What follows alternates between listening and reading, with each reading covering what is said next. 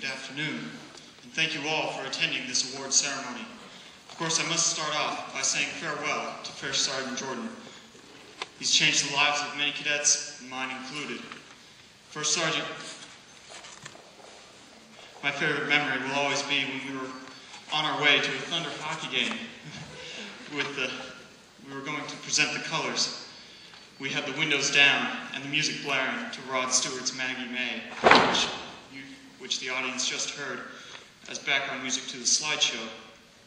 And that will always be the first sergeant I know, a man getting the job done, and amazingly and brilliantly having fun at the same time.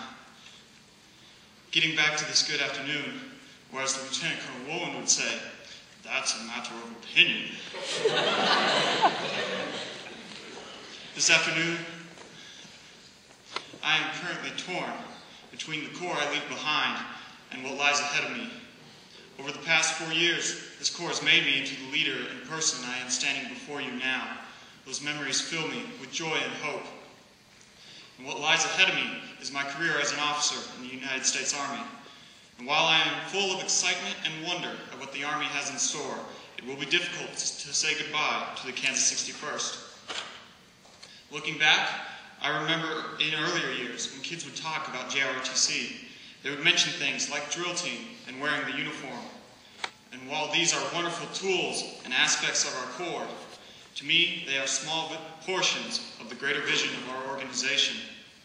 And that is to take normal high school students from the young, insecure little freshmen into adults and leaders of tomorrow. Doing this is no small task. It takes time, patience, and dedication. These are the basic qualities of professionalism. And when I think back to the greatest cadets in the history of the Corps, they all possess these key things. Not only were they professional inside the Corps, but they carried it with them out into the world, many into the armed services where they are currently serving. It is my request of the seniors about to leave this Corps to never forget of the lessons you've learned here. I know to me, JROTC was a once-in-a-lifetime experience that I will cherish it forever. It has been said that this year marks the end of an era for this Corps, that we seniors are the last in the line of great cadets. It has been rumored that when we seniors leave, the purpose and spirit of this Corps will leave with us, that JROTC will become empty and lack purpose. They say that things will never be as they are now, and the Corps will slip away quietly. But those people are forgetting something very important. This Corps has endured for 36 years. That's 36 graduating classes, and 36 times knowledge and experience has left and the new has taken over. I'm convinced that if this Corps can lose so much experience and knowledge and still produce cadets such as Alejandro de Luna, winner of an Air Force ROTC scholarship, and myself, winner of an Army ROTC scholarship, then certainly it can make it through one more graduation. Even as we seniors leave, taking our knowledge and experience with us, we cannot take away the training, experiences, and dreams of the juniors that will take command in a few moments. Their training will show them the way, experience will assist the journey, and their dreams will give them the strength to complete the mission. I have seen what these juniors are capable of, and I shiver with chills to think of the amazing things they will accomplish in this next year. As long as they press towards the prize and remember the greater cause, molding ordinary high school students into the leaders and impactors of tomorrow.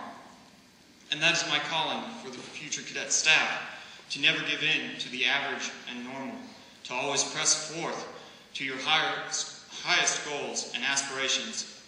Only then can you be the foundation and solid ground for the young ones you lead. I know there are freshmen and sophomores wondering, well, what about me? What role do I play in this Corps? And the best advice I can give to you is to take on the role of pupil underneath the mentoring of the older cadets, to be observant in all they do and educate yourselves with their actions. That way in 2 or 3 years, when it is your turn to take the stage, you will be ready. Being a pupil is no easy role. It requires an alert mind and, above all, patience. Becoming the leader this Corps wants to make of you is not easy, and as a senior, I can give many examples of cadets who lacked the patience to stay the course and learn all they could from this Corps. They finished high school as simply students, and their success dwarfs in comparison to the seniors here today. So be mindful of the things you are gaining from this Corps, not just credits towards graduation, but in education, in leadership, and professionalism that you will value more and more as you get older.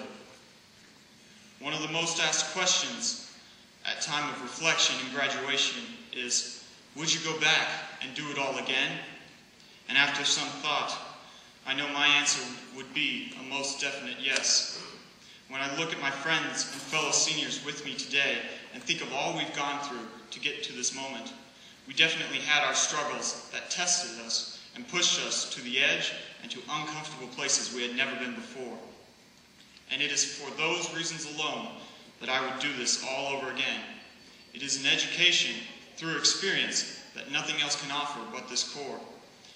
And whatever I face in my future, I know I can look at it with knowledge and wisdom gained from JROTC and use it to tackle my struggles head on without hesitation.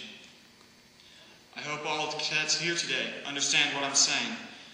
To me, these things are the fundamentals of our organization. These things are what give the Corps life and purpose. And without life or purpose, we have no hope.